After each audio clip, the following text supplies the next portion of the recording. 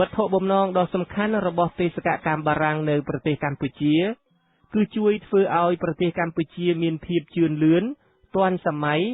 ដែលបារាំងហៅថា Mission Civilisatrice តែទោះជាយ៉ាងណាក៏ដោយបារាំងមិនបានធ្វើអ្វីជាដុំកំភួនក្នុងវិស័យអប់រំទេលោក John Tully សរសេរថាកិច្ចខិតខំប្រឹងប្រែងរបស់បារាំងក្នុងការថែរក្សាស្នាដៃសិល្បៈនិងកេរមរតកបុរាណវត្ថុខ្មែរបានទទួលជោគជ័យច្រើនជាងការជួយកសាងប្រព័ន្ធអប់រំនៅប្រទេសកម្ពុជាតែទោះជាយ៉ាងណាក៏ដោយបារាំងបានជញ្ជូនបុរាណវត្ថុខ្មែរដ៏មិនអាចកាត់ថ្លៃបានជាច្រើនសន្ធឹកសន្ធាប់ទៅប្រទេសបារាំងនៅចុងសតវត្សទី19នាដំណាក់កាលក្រោយមកទៀតទើបបារាំងបានចាប់ផ្ដើមជួសជុលប្រាសាទបុរាណខ្មែរនៅតំបន់សៀមរាបអង្គរក្រោមការត្រួតពិនិត្យរបស់អ្នកឯកទេសបារាំងមួយចំនួនមានលោក Jean Comay និងលោក Henri Marchal ជាដើមដោយពិតមិនមែនបារាំងជាអ្នកស្រាវជ្រាវមុនគេរកឃើញប្រាសាទអង្គរពីក្នុងព្រៃជ្រៅដោយដែលគេដំណាលតគ្នានោះទេទោះបីជាព្រះរាជាខ្មែរបានរើរាជធានីពីអង្គររួចទៅតាំងរាជធានីនៅកន្លែងថ្មីទៀតក៏ដោយក៏ប្រជារាស្ត្រខ្មែរមិនដែលបោះបង់អង្គរចោលម្ដងណាឡើយអ្នកស្រុកតែងតែរស់នៅជុំវិញតំបន់អង្គរនេះជាប្រចាំសមាជិកអ្នកការទូតចិត្តម្នាក់ឈ្មោះជូតាខ្វាន់ធ្លាប់បានទៅរស់នៅអង្គរនេះតាំងពីសតវត្សទី13ហើយបានកត់ត្រាពីរបៀបរស់នៅរបស់អ្នកស្រុកអង្គរនេះថែមទៀតផងក្រៅពីនេះនៅសតវត្សទី16ក៏មានអ្នកផ្សព្វផ្សាយសាសនាពីប្រទេសព័រទុយហ្គាល់ធ្លាប់បានទៅដល់អង្គរមុនបារាំងដែរអ្វីដែលបារាំងបានធ្វើមុនគេនោះគឺគេបានផ្សព្វផ្សាយអំពីវត្តមាននៃប្រាសាទបុរាណខ្មែរដ៏ល្បីល្បាញទាំងនេះឲ្យពិភពលោកដឹងឮការងារជួសជុលប្រាសាទអង្គរបានចាប់ផ្ដើមឡើងនៅឆ្នាំ1901ឯកសារខ្លះថាឆ្នាំ1907ដោយអ្នកឯកទេសមួយក្រុមនៃសាលាបារាំងចុងបូព៌ាដំបូងឡើយគេចាប់ផ្ដើមជួសជុលប្រាសាទអង្គរធំវិធីសាស្ត្រជួសជុលថ្មីត្រូវបានគេបង្កើតឡើងហើយបន្តិចម្ដងថ្មដែលបែកបាក់ធ្លាក់រាយប៉ាយនៅក្នុងតំបន់ត្រូវគេលើកដាក់តាមទីតាំងដើមវិញដើមឈើនិងវល្លិដែលដុះរុំព័ទ្ធប្រាសាទជាច្រើនឆ្នាំមកហើយនោះ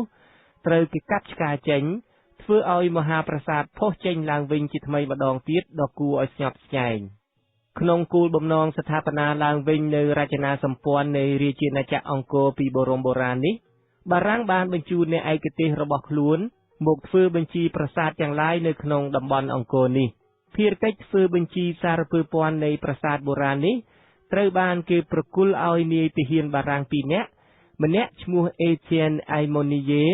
និងម្នាក់ទៀតឈ្មោះ Étienne Edmond Lunet de la Jonquière ឈ្មោះប្រាសាទគឺជាបញ្ហាមួយដែលគេត្រូវដោះស្រាយជាបន្ទាន់ក្នុងការធ្វើបញ្ជីប្រាសាទនេះអ្នកស្រុកច្រើនហៅឈ្មោះប្រាសាទនានានៅក្នុងតំបន់អង្គរដោយផ្អែកទៅលើទីតាំងនិងទ្រង់ទ្រាយនៃប្រាសាទទាំងនោះប្រសិនបើនៅក្បែរប្រាសាទណាមួយមានដើមស្វាយដុះជិតគេនាំគ្នាហៅប្រាសាទនោះថាប្រាសាទស្វាយហើយប្រសិនបើមានព្រៃដុះជុំជិតប្រាសាទនោះគេហៅថាប្រាសាទព្រៃជួនកាលបើនៅក្នុងប្រាសាទនោះមានរូបតោឬរូបសិង្ហគេនាំគ្នាហៅប្រាសាទនោះថាជាប្រាសាទសិង្ហជាដើមលោក Étienne Edmond Lunet de la Jonquière សម្រាប់ចិត្តដាក់លេខសម្គាល់ប្រាសាទវិញប្រាសាទទាំងតូចទាំងធំនៅក្នុងតំបន់អង្គរដែលលោក La Jonquière បានកត់ចូលក្នុងបញ្ជីរបស់លោកមានចំនួនទាំងអស់910ប្រាសាទទោះបីជាប្រាសាទនីមួយៗត្រូវគេដាក់លេខរៀងក៏ដោយ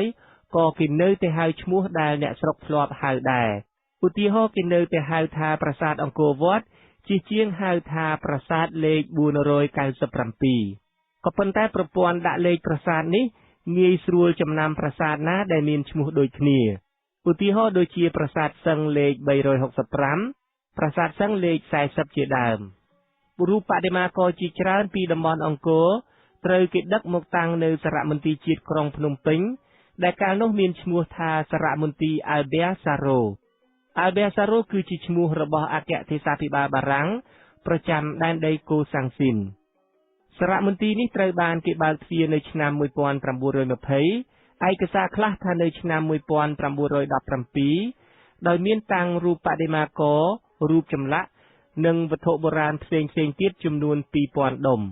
លោក John Thuli អះអាងថាវិភាគទានរបស់បារាំងក្នុងការជួយថែរក្សាសិល្បៈ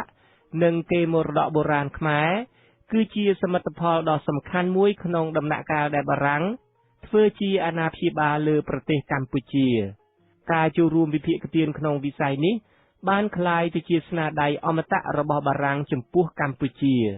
នៅពេលដែលគេពិនិត្យមើលបេសកកម្មរបស់បារាំងនៅប្រទេសកម្ពុជាប្រវត្តិវិទូនានាចូលចិត្តលើកយកសមិទ្ធផលលើវិស័យស្ដារសិល្បៈវប្បធម៌ខ្មែររបស់បារាំងនេះ